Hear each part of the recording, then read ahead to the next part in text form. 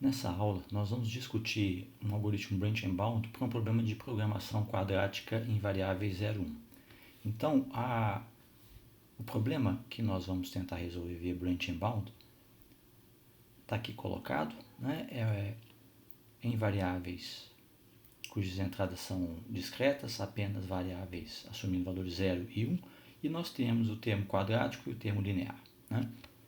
E eu vou assumir que essa variável, que essa matriz Q é uma matriz simétrica e que possui entradas inteiras. É a mesma coisa sobre a integralidade do vetor C. A primeira ideia que nós vamos utilizar nós vamos gerar duas ideias importantes aqui para construir esse branch and bound. A primeira é tentar obter alguma informação sobre os limites, sobre a posição da variável binária em estar no 0 ou no 1 na solução ótima. A gente vai fazer uma inferência por meio dos valores admissíveis para as derivadas parciais da função objetivo no ótimo, a partir do resultado que é colocado aqui. E posteriormente a gente vai discutir como gerar limites inferiores para utilizar no algoritmo branch and bound propriamente para resolver esse problema de programação binária quadrática. Então, esse resultado aqui é um instrumento para que a gente possa, na sequência, gerar esses limites inferiores para situar os gradientes, as derivadas parciais das variáveis. Bom, então o que esse resultado aqui está dizendo? Bom, nós vamos considerar que a função f, que está sendo minimizada, né, que inclui como caso particular a função do problema binário quadrático que a gente está investigando, nós vamos assumir que essa função f, então, é uma função continuamente diferenciável em um conjunto aberto que contenha um conjunto convexo S. Esse conjunto S é o que define o conjunto de viabilidade do problema de programação global que está sendo considerado aqui. E vamos considerar que x estrela é um otimizador global, né, para esse problema que está aqui colocado, né? Então, o domínio é convexo e a função é meramente continuamente diferenciável no conjunto que contenha esse S convexo, né? Então, o que esse resultado diz? Bom, se isso aqui acontece, né, se esse x estrela resolve esse problema 6, esse x estrela também resolve um problema de programação convexa associado a esse 6, que é o quê? Minimizar essa função linear, aqui está faltando x, e transposto x, né? Isso aqui está faltando x, a função objetivo aqui é a função gradiente no ponto x estrela, né, por x, ou seja, uma função linear em x, né? E o gradiente é um gradiente medido no ótimo desse problema, tá? Pode parecer estranho o fato de eu estar usando aqui o ótimo x estrela, mas depois a gente vai abrir mão, obviamente, da necessidade desse x estrela, ele não vai ser necessário, tá? Então, se x estrela resolve esse problema aqui, ó, o x estrela também resolve esse problema de programação convexa, a função objetivo linear, né, aqui corrigida, para x no conjunto S. Tá? Então, essa aqui é a ideia desse resultado. E por que isso é verdade, né? Vamos investigar essa prova aqui, ó. Então, olha só. Esse conjunto é um conjunto convexo, né? Então, o que a gente sabe das condições necessárias de primeira ordem para a otimalidade desse conjunto X, desse ponto X num convexo, né? Ponto X, estrela, num convexo. A gente sabe o seguinte, que o gradiente da função objetivo, né? Estou olhando para o problema 6, né? Estou olhando para esse problema aqui, ó. O gradiente da função objetivo nesse ótimo x estrela por D é maior ou igual a zero, né? Então, esse gradiente por uma direção viável qualquer, por exemplo, essa direção viável, esse produto interno é maior ou igual a zero para qualquer direção viável D em x estrela, né? Direção D viável em x estrela. Só que como esse conjunto aqui, né? Esse conjunto aqui é um convexo, qualquer dessas direções viáveis pode ser escrito como a diferença entre um x que está no conjunto e esse x estrela, né? Isso decorre da convexidade de S. Né? Então, esse gradiente pela direção viável ele pode ser escrito dessa forma. E claramente, então, o gradiente, né? Distribuindo os termos, o gradiente da função objetivo em x estrela por x é maior ou igual ao gradiente da função objetivo em x estrela por x estrela, né? Que mostra a otimalidade do x estrela, então, para esse problema. A função objetivo aqui é exatamente a menos do erro, né, que eu mencionei, que está faltando aqui. Gradiente transposto do x é exatamente o mínimo ocorre desse produto interno aqui no próprio x estrela. Né? Então, aí segue o resultado. E de que forma que nós vamos utilizar, então, esse resultado anterior para o nosso problema de programação binária quadrática? Nós vamos particularizar o resultado para esse conjunto S convexo, que é o hipercubo unitário n-dimensional. Né? Então, o que nós vamos fazer? Nós vamos imaginar que nós temos uma solução ótima para esse problema aqui, ó.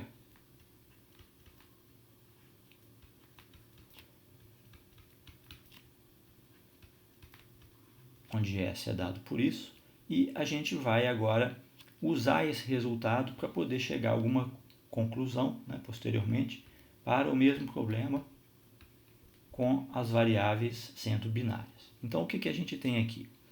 Olha só, a função objetivo do problema auxiliar é essa aqui, ó. Minimizar x transposto por gradiente da função objetiva em x estrela. Com o domínio, todas as entradas do problema entre 0 e 1. Então, aqui o que a gente pode fazer? A gente pode colocar esse produto interno aqui, né? O que ele é? Ele é exatamente o produto de xi por derivada parcial em relação a xi, avaliado em x igual a x estrela, que é o que está colocado aqui. Né? Então, isso aqui de 1 a n. O que a gente pode fazer? Né? A gente pode levar o operador min para dentro do somatório e o somatório para fora, que é o que está sendo colocado aqui. Né? Então, quando a gente olha para essa expressão agora da função objetivo, né, decomposta desta maneira aqui, ó, né, fica claro para a gente o seguinte, que quando xi estrela é zero, quer dizer, que o xi estrela deve ser zero quando o gradiente da função objetivo é maior que zero aqui, ó, né? Por quê? Porque o x estrela ele é ótimo para esse problema de otimização também. Né? O x estrela ele também é ótimo para um problema de otimização com essa função objetivo aqui sobre esse domínio convexo. Né? Então, quando isso aqui é maior que zero, é vantagem colocar em zero a variável de decisão. Por outro lado, quando essa quantidade aqui é menor que zero, né? Quando o gradiente da função objetivo no ponto x estrela, gradiente em relação a xi, quando ela é menor que zero, vale a pena, então, eu atribuir 1 para essa grandeza. Né? Bom, essa função do problema auxiliar, essa função linear, ela atinge o mínimo nesse conjunto em um vértice desse conjunto. Né? Então, o que eu posso dizer? Eu posso dizer que o mínimo para esse problema auxiliar é exatamente o mínimo da mesma função auxiliar, né, obtida para um ponto que agora é um ponto discreto. Então, essas mesmas condições aqui, ó, elas se aplicam quando eu tenho um problema auxiliar definido em variáveis discretas. Um aspecto que é importante ressaltar, que pode ter passado despercebido, é por que esses testes que nós estamos fazendo, né, para o problema minimizar f de x para x pertencente a S vão se aplicar, né, quando o x pertencer a 0, 1, n, né, no caso aqui, contínuos entre 0 e 1, n-dimensional. Né? Por causa dessa observação aqui, ó, essa fixação dessas variáveis naturalmente vai impor uma solução ótima, né, para esse problema, decisões que vão impor a variável ou 0 ou 1. Então, naturalmente, essa escolha, né, vai levar a uma solução ótima para o problema original, que é o que a gente quer resolver. Então, a gente usou essa relaxação para o domínio do problema de programação binária quadrática. Com essa relaxação, a gente formulou um problema com essa função objetivo modificada e chegou à conclusão que essas conclusões sobre o ótimo desse problema e o ótimo para essa função objetivo se aplicam para esta função objetivo com estas restrições. Então isso me leva a uma solução ótima que naturalmente garante a integralidade do problema original. Essa solução ótima aqui vai ser naturalmente inteira para esse problema e para a função objetivo original f de x para x pertencente a S. Como ela era inteira para x pertencente a S, ela vai ser ótima para o x pertencente a 0, 1, n. Então essa aqui é a conexão entre esses subproblemas e o problema original que a gente está resolvendo. Então, continuando a particularização, né, a gente naturalmente não assume que a gente disponha da solução ótima x', né? Ela não é conhecida. Então, o que a gente vai tentar fazer? A gente vai tentar ser o mais conservador possível. A gente vai tentar encontrar um limitante inferior AI e o limitante superior BI para o gradiente da função objetivo em relação a cada uma dessas coordenadas x1, x2, xn, para todo, que são válidos para todo o domínio entre 0 e 1 n-dimensional. Né? E aí a gente aplica essas regras, essas chamadas forcing rules. Se esse AI for maior ou igual a 0 para todo x pertencente a S, então garantidamente a gente sabe que no ótimo esse xi tem que valer 0. Né? Então esse cara aqui, se isso aqui é maior ou igual a 0, a gente aplica este caso. Né? Se por outro lado o BI é menor ou igual a 0, então o gradiente é menor ou igual a 0, a gente sabe que o x igual a 1 é aplicável no ótimo. Então agora particularizando, né, essas quantidades para a nossa função objetivo, né? Então quem é a nossa função objetivo aqui? É meio de x transposto qx mais c transposto x, então o gradiente da função objetivo nossa é qx mais c, então uma derivada parcial, né, em relação a x1. O que é isso? É o produto da iésima linha, né? Vamos chamar assim, a iésima linha, vamos chamar de QI por x mais CI. Esse produto aqui, então, interno, né? É o QIJ XJ, para J de 1 a N, mais o CI, né? Que é o que está colocado aqui nessa derivada parcial. Então, o que a gente vai definir? A gente vai definir o operador plus e minus, né? O plus é o máximo entre a quantidade e 0, e o minus é o mínimo entre 0 e a quantidade. Né? Então, para essa função objetivo aqui, como que a gente pode garantidamente gerar limites inferiores a i para o gradiente? É a soma desses QIJ menos, né? Para todo j de 1 a n, mais o CI. E o BI é a soma com o mesmo conceito, só que agora tomando o QI mais, né? No limite inferior QI menos.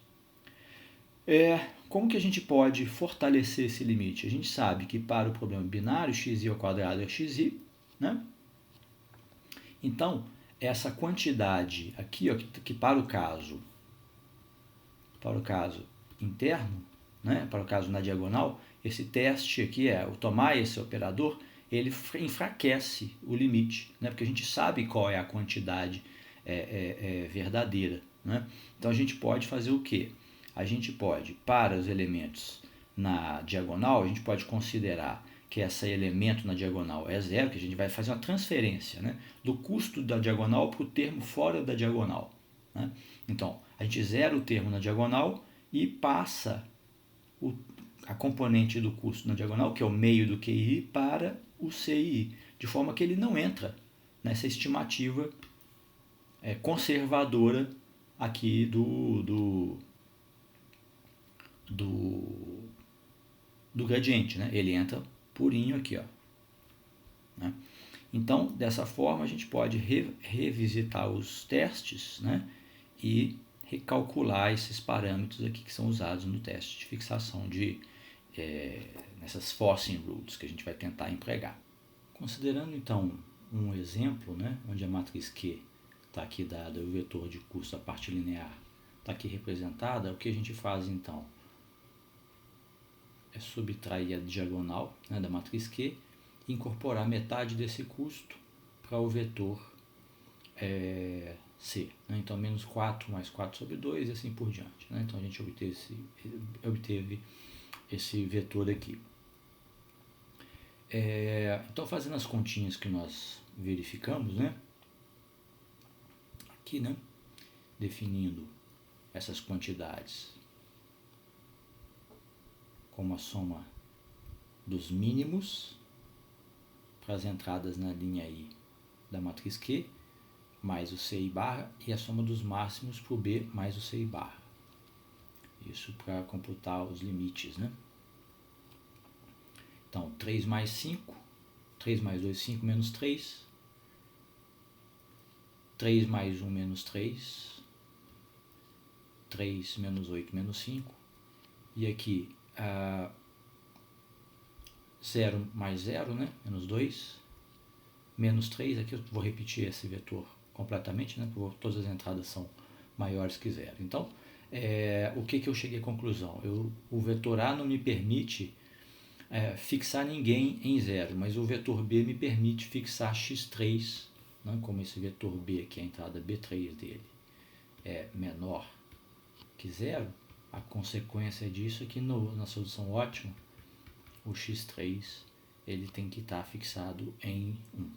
Então, o meu problema agora passa a ser um problema entre x3 igual a 1 e passa a ter como variáveis livres, né, x1 e x2. Então, a gente reavalia a matriz Q, né, considerando agora apenas as entradas x1 e x2, considera o vetor x3 que está aí em 1, né, e modifica o vetor de custos, considerando essas novas entradas lineares agora em x1 e em x2, né, que dependem do x3 igual a 1, né, os produtos.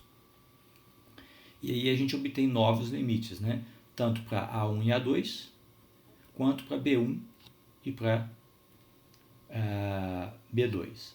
No nosso caso agora, a variável que pode ser fixada, como o nosso vetor aqui, o A, né, ele é 0 e na segunda iteração, né, na segunda operação aqui de fixação, o A2 é menos 2, né, e o meu B é 3. E o meu B não me permite fixar ninguém em 1, mas a entrada A1 me permite fixar o x1 estrela em 0. Né? Então, o meu problema agora passa a ser um problema exclusivamente na variável x2, que é a única variável livre. Né? Fazendo o cálculo dessa função agora objetivo, né? Lembrando que o x2 é uma variável binária, meu problema passou, nessa única variável, passou a ser um problema de otimização inteira, pura, né? Então, qual que é a conclusão? O 0 de x1 e o 1 de x3 foram fixados anteriormente, e esse problema aqui foi resolvido por inspeção agora, né? Simplesmente a gente tomou x2 igual a menos 1 porque o custo era negativo. Então, nesse caso, a gente conseguiu resolver o problema sem necessidade de branching. Essas forcing rules que nós discutimos, elas vão ser combinadas com o mecanismo de geração de limites inferiores para ser usados no branching bound, porque nem sempre elas sozinhas vão permitir que a gente evite a enumeração, né? A enumeração vai ser necessária em boa parte dos casos, e a gente precisa de limites então para poder podar com base nesses limites inferiores para o problema, né? E a gente vai, para simplificar a apresentação do algoritmo, a gente vai incorporar agora, fazendo o processo inverso, né? Incorporar esse termo linear da função objetivo, né? Na matriz que define o termo quadrático. Então, nosso problema agora vai ser simplesmente minimizar f de x, x transposto a x, né? Isso porque a parte linear, né?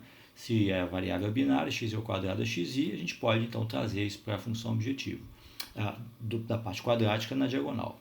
Então, essa minha matriz A, em termos da matriz de definição original, ela é meio de Q, mais uma matriz diagonal, em que a diagonal é esse vetor de custos que a gente está trazendo para a diagonal da matriz A, né, que representa tudo. A gente vai adotar a notação que P0 é o problema original que a gente vai resolver, e PR é o résimo problema a ser retirado da lista de problemas a investigar. Então, a gente vai usar a notação habitual, né, de branching bound, em que a gente vai ter uma lista de problemas, e cada vez que a gente tirar um problema da lista, independentemente de qual critério que a gente adote para tirar esse problema virá com o índice R. Então, R é o indicador do índice do problema a ser resolvido. Então, a raiz é P0, e se a gente fizer branching binário, que vai ser o que vai acontecer, a gente vai ter dois filhos, o primeiro deles é P1, né? Se o próximo nó investigado na árvore for o segundo filho de P0, ele seria então P2 aqui, mas pode ser que o próximo nó a ser investigado seja um filho de P1, né? E não necessariamente um filho de P0, né? Então, essa é a notação que a gente vai adotar aqui, ó. Esse índice vai indicar o problema a ser retirado da lista. E para cada um desses subproblemas, LB do subproblema vai representar um limite inferior válido para o ótimo daquele problema, né? Aquele problema particular. Na medida que a gente caminhar no algoritmo branching bound, eu vou usar uma variável que eu vou chamar de leve para representar o nível, né, ou a profundidade do problema da lista. Então, cada problema tem o seu nível correspondente. O problema inicial, que é removido da lista, o P0, ele tem um level 0. Os seus dois filhos têm level 1, e assim por diante, né? Então, essa variável lev, ela também me indica o número de variáveis que foram fixadas, né? Por exemplo, esse filho aqui pode ter sido obtido fixando uma variável x5, por exemplo, em 0, né? E depois, em um segundo filho, uma variável x6 igual a 1, por exemplo. Então, cada arco que eu percorro nessa árvore de numeração, né, eu tenho leve arcos, leve variáveis que foram fixadas nessas decisões. E os índices das variáveis que são fixadas propriamente é P de índice, né? Então, se eu tenho um problema de n dimensões, em n variáveis, P de R é o índice da variável que foi fixada no problema, é o conjunto de índices que foram fixados na variável para o problema PR. Então, quando eu chego num problema PR, eu tenho um conjunto de level de PR variáveis que foram fixadas para esse problema, né? E esses índices dessas variáveis são dados por P de 1, P de 2 até P de leve relativo a esse subproblema. Essa aqui é a ideia. As variáveis, né, seguintes, né, P leve mais 1, P leve mais 2 até Pn, são os índices que são considerados livres para esse subproblema PR que tem level igual a leve. Então, como que nós vamos gerar limites inferiores para o problema? Nós vamos usar essa expressão aqui, ó, que é dado pela soma desses 4 termos, ó, 10, 11, 12 e 13. Então, agora, a função objetivo que nós estamos minimizando é essa função objetivo aqui, ó, né? Minimizar x transposto a x. Então, o que eu vou considerar? Eu vou considerar a escolha gulosa primeiro para cada um desses elementos aqui. Então, de novo, o operador menos em cima significa o mínimo entre 0 e a ij. Isso é a ij menos. Então, esse termo aqui, ó, o termo 10, é a escolha gulosa inicial. É o mínimo que pode acontecer mesmo. Agora, nesse subproblema, eu tenho algumas variáveis que já foram fixadas em 0. Se elas foram fixadas em 0, algumas dessas componentes aqui que são negativas foram indevidamente consideradas nesse termo, abaixando o LB abaixo do que precisava ocorrer. Então, esses dois termos, o 11 e o 12, o que eles fazem? Eles recuperam esses termos, né, somando esses termos a esse somatório, descontando isso daqui para o caso das variáveis que foram fixadas em 0, porque o que eu estou multiplicando essa entrada, né, para as variáveis que foram fixadas aqui, ó, de 1 a leve para as outras, para o termo pelo produto 1 menos x de P de I. P de I é o índice da variável que foi fixada. Então, se esse camarada aqui foi fixada em 1, eu tinha realmente que considerar essa quantidade aqui. Se ele foi fixado em 0, eu não precisava ter considerado esse cara aqui. Caso ele seja negativo, eu estou estornando ele a função objetivo. Então, essa é a mesma ideia para esse termo e para esse termo. E, por fim, o termo 13, que é esse termo aqui, ó, ele está forçando a contribuição dos pares PI e PJ, né, para os índices de variáveis que foram fixados, cujos valores são de AIPI, PJ+, né, não foram capturados nessa escolha gulosa. Quer dizer, aqui eu estou dizendo o seguinte, olha, tem gente que foi fixado em 1, que esse termo aqui botou em 0. Né? Não considerou. Então, ele vai lá e soma esse termo aqui para os índices que foram fixados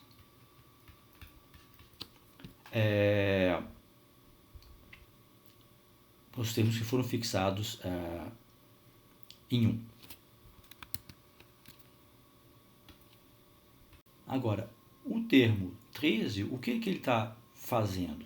Ele está forçando que a gente considere a contribuição desses pares, variável forçada PI e variável forçada PJ, para os valores A mais de PI e PJ maiores ou iguais a 0. Né? Por quê? Esse termo aqui, ó, ele considerou o quê? Min entre 0 e AIJ, para todas as variáveis. Né? Então, se tinha alguma coisa aqui que era positivo, ele foi lá e somou 0 aqui, ó, para todo mundo. Agora, tem variáveis, pares delas, P e PJ, que a quantidade AIJ é maior que 0. Ele não considerou. E esses demais termos só desfizeram algumas considerações, algumas subestimativas que foram consideradas nesse termo. O que esse termo aqui faz? Ele considera o seguinte, olha, algumas variáveis, né, quando isso aqui é 1 e quando isso aqui é 1, e quando isso daqui é maior que 0, você pode perfeitamente somar esse AIPJ, APIPJ mais ao limite inferior.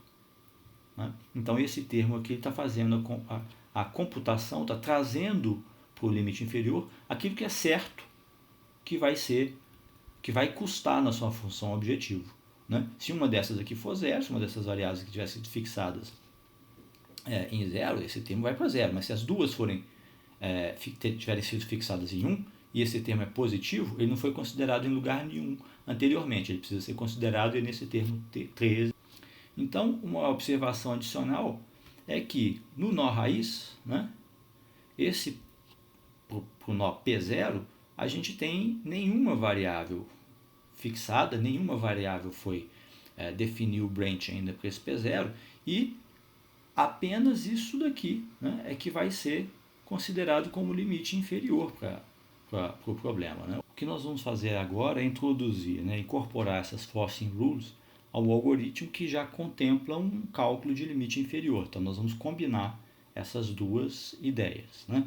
Então, o que nós temos aqui é o seguinte, para um determinado problema PR, né, que eu saquei da lista de nós sem investigar na árvore de enumeração, o que eu quero fazer é apresentar limites inferiores e superiores para o gradiente das variáveis livres, né? Ao minimizar essa função x transposto a x em x contínuo, entre 0 e 1, nesse hipercubo contínuo. Né? Então, só recordando, né, que a gente, no problema PR, eu estou assumindo que leve variáveis foram fixadas. Quais são essas variáveis? P de 1, P de 2 até P de leve. E as variáveis P de leve mais 1 até P de n, né, essas são variáveis livres. Então, o que eu quero fazer? Eu quero situar o gradiente da função objetivo deste problema no ótimo, sem saber quem é o ótimo, entre valores, limites inferiores e limites superiores. O que a gente está tratando nesse slide são os limites inferiores. Né? E por que a gente está fazendo a inferência aqui no problema contínuo? Porque a gente mostrou que naturalmente essas escolhas, né, aquele subproblema que a gente calculou auxiliar, que minimizar o gradiente no ótimo, essa função linear dado pelo gradiente,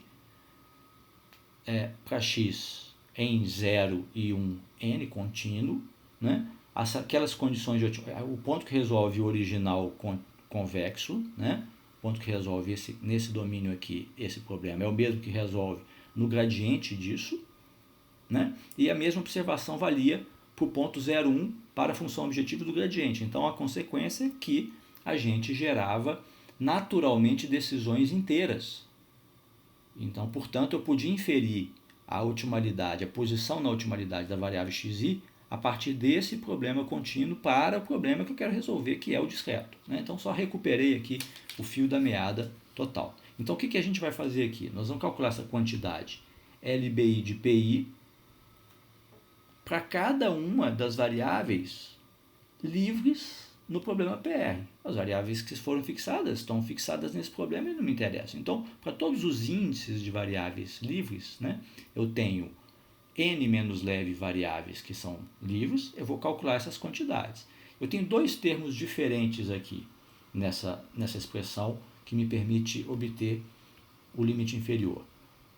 Esse primeiro termo aqui, ó, API, PI, é a contribuição de colocar em 1 no gradiente, né? Lembre que sempre a contribuição que eu estou estimando aqui não é em função objetiva, é no gradiente, de introduzir a variável, de fixar a variável x de p de i em 1. É isso que a gente está estimando. Né?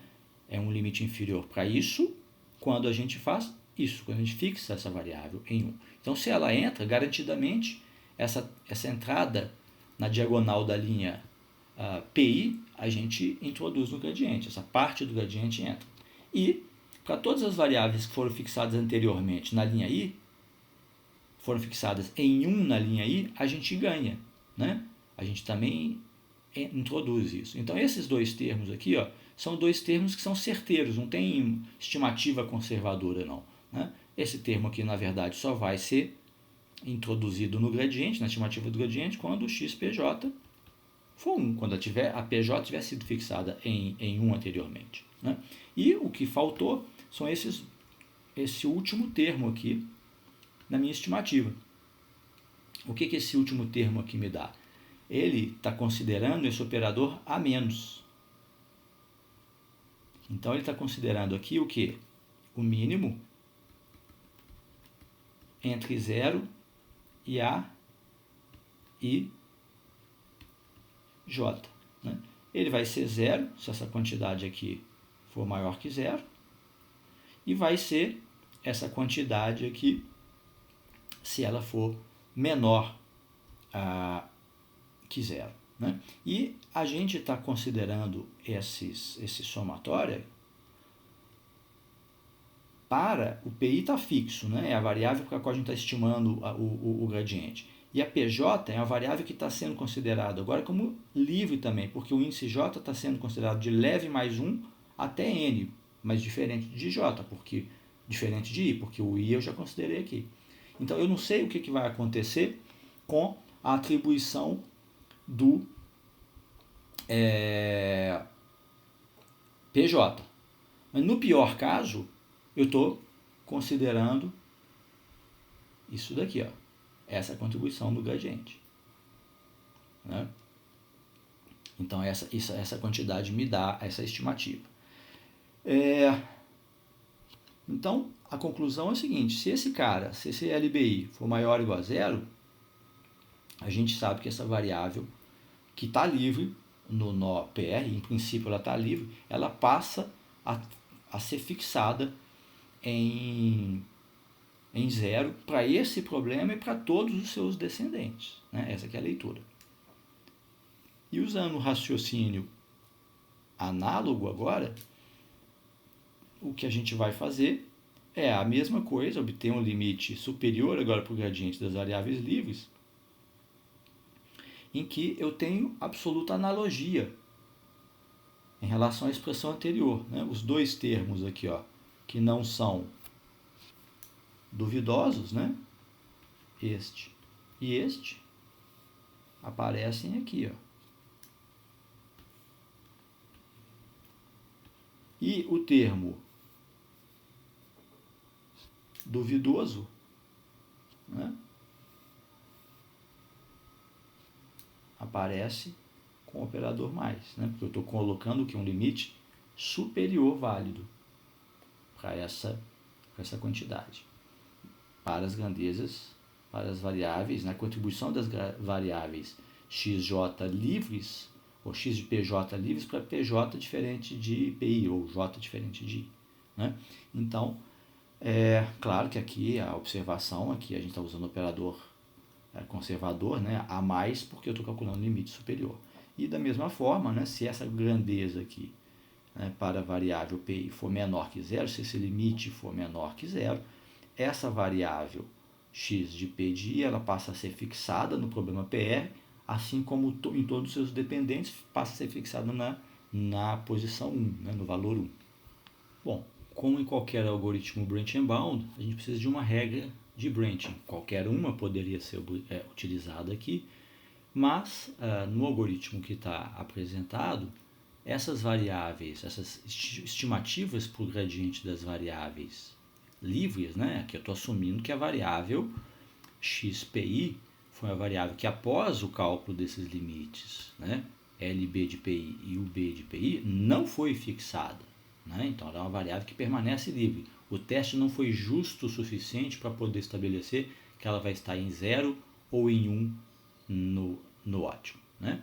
Então, para todas as variáveis que permanecem livres no problema, né, o que a gente faz? A gente calcula qual que é uma estimativa, né, desse impacto dessa variável, né, qual que é a variável mais promissora de estar numa solução ótima, né? Seria uma maneira de interpretar esse resultado aqui. Então, o que ele vai fazer? Ele vai usar essas duas grandezas para calcular o seguinte: bom, dispondo de L e B de PI e o B de PI, se essa variável for uma variável que não permitiu a fixação, o que a gente sabe sobre o B de PI? A gente sabe que o B de PI é maior ou igual a zero e o LB de PI é menor que zero, né? Então, a gente sabe que essas duas grandezas são estritamente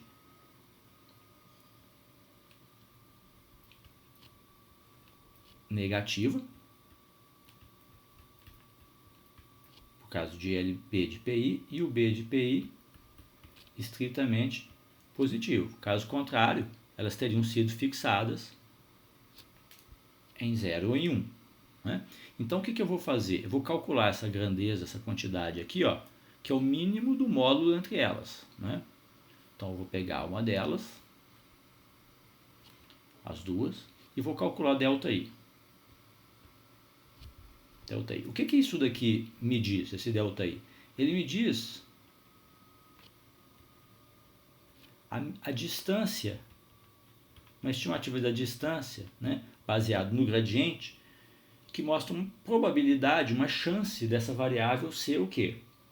Fixada, né, em 1 ou em 0. Isso aqui é uma distância. Isso aqui é uma distância. Então, o que ele pega? Ele pega, dentre essas grandezas aqui, livres, aquela que tem a mínima distância. Aquela que tem a mínima distância de ser fixada. Né? E ele então vai fazer a variável PI que tiver o máximo desses valores, a que for mais distante, a que tiver o mínimo for máximo, como a mais incerta dessas variáveis.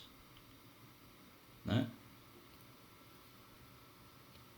Ou seja, a que tem menos chance de ser fixada ou em 1 ou em 0. Quando eu estou privilegiando, estou pegando, né, o ΔI máximo aqui, eu estou pegando a que tem a mínima distância máxima que permite uma conclusão de ser fixada em 0 ou em 1. Ou então estou privilegiando o branching numa variável que tem menos chance de ser fixada em algum dos valores 0 ou 1 à luz das informações que a gente tem naquele nó, né, considerando as variáveis que já foram fixadas até ele, que não deve ser muito diferente daquilo que a gente vai poder inferir no próximo estágio, que é no próximo nó, no próximo subproblema que deriva desse problema. Então a lógica dessa decisão é essa, né?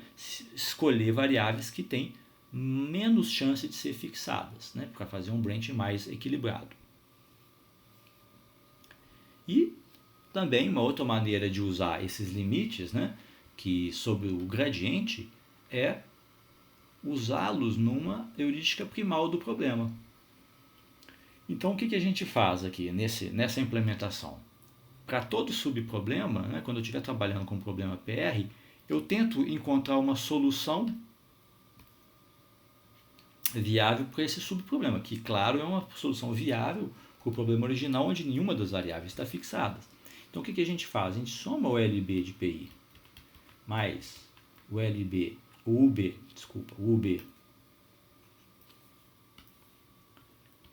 o B de PI e divide isso por 2. Né? Se essa quantidade for maior que zero, o que a gente faz? A gente coloca o x de PI em zero. Se ela for menor ou igual a zero, o que a gente faz? A gente faz x de PI em zero. Se o ponto médio dessa informação, né, dessa distância, então aqui o LB de PI, o zero está aqui e o B de PI está aqui. O ponto médio está me dizendo o seguinte, olha, tem mais probabilidade, estou usando o tamanho desse segmento aqui, ó, como uma estimativa de probabilidade para me dizer onde que essa variável vai estar no ótimo. Se o BI for menor que zero, se ele fosse menor que zero, a gente teria fixado em 1, não é?